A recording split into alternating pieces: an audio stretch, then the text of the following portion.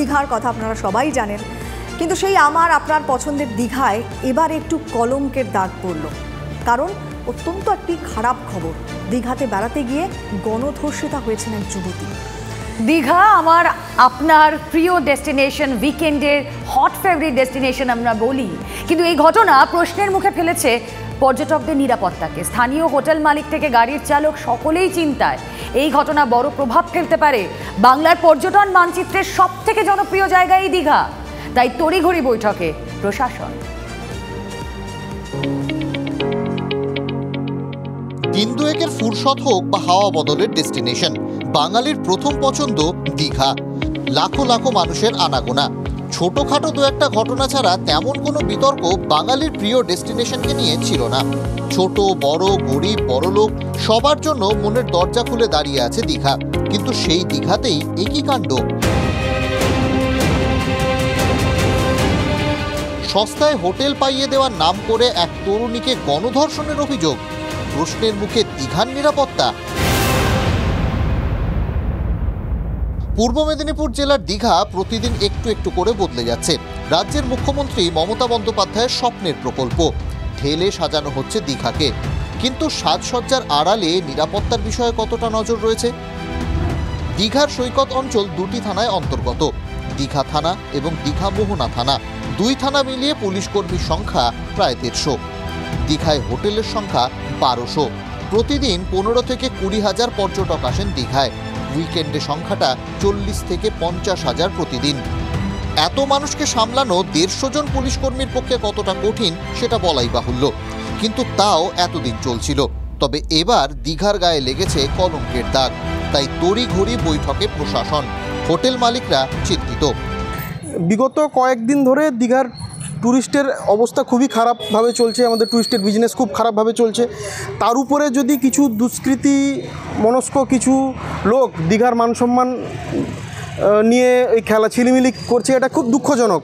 এই ঘটনা যে ঘটেছে এর ক্ষেত্রে আমাদের হোটেল ব্যবসার উপর এর তীব্র প্রভাব পড়বে। প্রশাসনের চেষ্টার মধ্যে অনেক ত্রুটি বা ফাঁক থেকে যাচ্ছে, কিন্তু অন্যান্য ধরনের ব্যবসা হচ্ছে, কিন্তু এটা প্রশাসনের নাকের ডগায় হচ্ছে।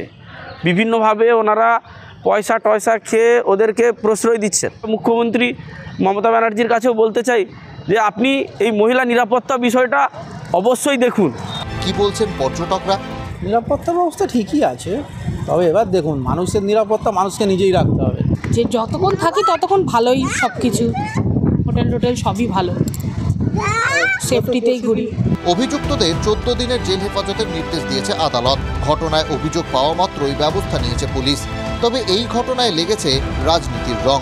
মধ্যবিত্ত নিম্নবিত্ত সাধারণ মানুষের টুরিস্ট স্পট দীঘাতে যেভাবে রেপ হয়েছে টুরিস্ট, আমাদের মহিলা বিধায়করা এটা নিয়ে অ্যাডজর্নমেন্ট মোশন দেবে, মুখ্যমন্ত্রীর বিবৃতি দাবি করবে, প্রতিবাদ হবে। এই ধরনের কিছু সামাজিক অপরাধ ঘটে, পুলিশ দ্রুত ব্যবস্থা নিচ্ছে। তো সেখানে এটা নিয়ে রাজনীতির কি আছে?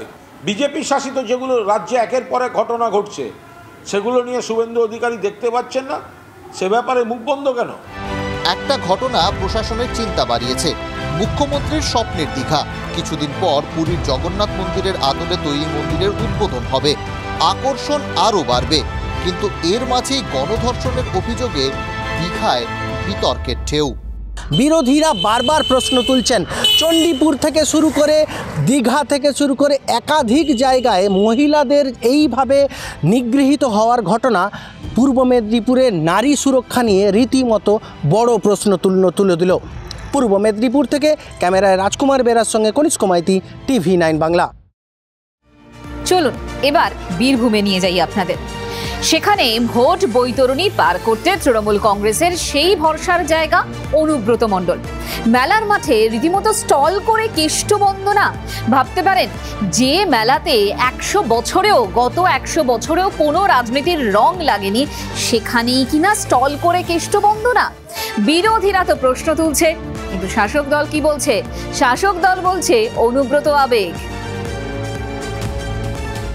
লোকসভা ভোটের আগে বীরভূমে অনুব্রত মণ্ডলকে আবার প্রাসঙ্গিক করে তুলেছে তৃণমূল কংগ্রেস। জেলার নেতাদের সঙ্গে বৈঠকে তৃণমূল সুপ্রিমো মমতা বন্দ্যোপাধ্যায় অনুব্রতর নামের ওপর ভরসা রাখার নির্দেশ দিয়েছেন বলেই খবর। খর্ব হয়েছে কাজল শেখের ক্ষমতা। তারপর থেকেই জেলায় তৃণমূলের সব পোস্টার ব্যানারে ফিরেছেন কেষ্ট মণ্ডল। অনুব্রতর মুখকে সামনে রেখেই অল আউট মেজাজে বীরভূম জেলা তৃণমূল নেতৃত্ব, আর তাতেই এবার নতুন বিতর্ক। প্রতি বছরের মতো এবারও মাঘ মেলার আসর বসেছে বীরভূমে। মেলায় যেমনটা হয়, বিভিন্ন জিনিসের স্টল, খাবারের স্টলের সঙ্গেই জায়গা করে নিয়েছে তৃণমূলের স্টল। আর সেই স্টল সেজে উঠেছে গরু পাচার মামলায় তিহার জেলে বন্দী অনুব্রত মণ্ডলের পোস্টার ব্যানারে। মেলার মাঠে থেকে থেকেই উঠছে স্লোগান।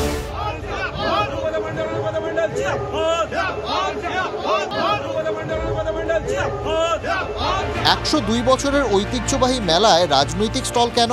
কেন মেলা প্রাঙ্গণে মিছিল, স্লোগান? বিরোধীদের অভিযোগ এই ছবি এর আগে দেখা যায়নি। বিশ্বভারতী কর্তৃপক্ষের দাবি এমনটা হওয়া উচিত ছিল না। বিশ্বভারতী শান্তিনিকেতন রাজ্যের বাইরে নয়, তো সেইখানে রাজ্যের যে রাজনৈতিক বাতাবরণ তার প্রভাব বিশ্বভারতীতে পড়েছে।